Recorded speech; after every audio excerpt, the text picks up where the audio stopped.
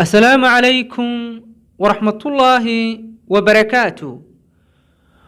والله شرفت بضاعة فيما تاما يعني دين رجينيا هوين إذن وحي تري وحان هاي هوينك عفيفاتك إلاشن دورسون لكن داهان ووين هاي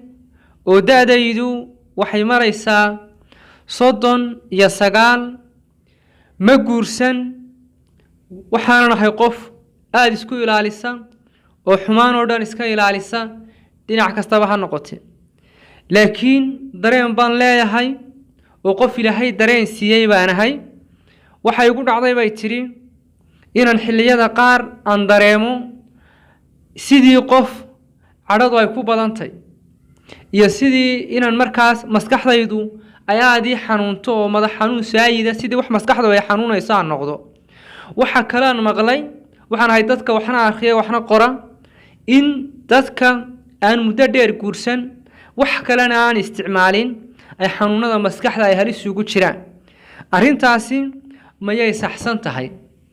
aad bay u mahadsan tahay haweeneyda sharafta leh ilaahay waxaynu uga rajaynaynaa guur degdega oo khayr qaba inuu siiyo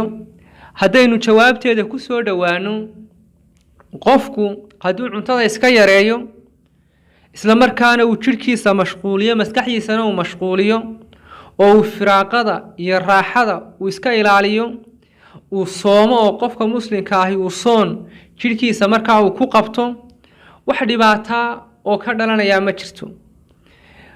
wax iska caadiya in qofku markaas siyaabo kale ama isagoo hurdo wixii ka yimaada wahalkiisa ama riyo hadduu wax ku arko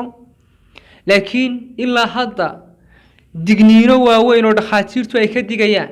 iyo arrin ka dhalan karta qofkaasi haddii aanu guursan muddo dheer ma jirto marka laga reebo waxyaabo markaas ay dhakhaatiirtu qaar ka mid ay tilmaamaan sida tusaale ahaan oo kale qofku inuu stress ama chronic stress inuu dareemo inuu depression dareemo inuu gubasho dareemo inuu madax xanuun dareemo inuu cadho dareemo waxyaabo iska noocaasa oo inta badan dadka qofka muslimka ah uu siyaabo kale u suulin karo ama siyaabo kale u xallin karo oo cibaadada ku xallin karo oo jimicsiga ku xallin oo ehelka iyo akhyaarto lala sheekaysto ku xallin karo kuwaana sidaas ayaad u xallin kartaa ama wadiiqada ayaa ku xallin kartaa dhinaca kale bulshahan in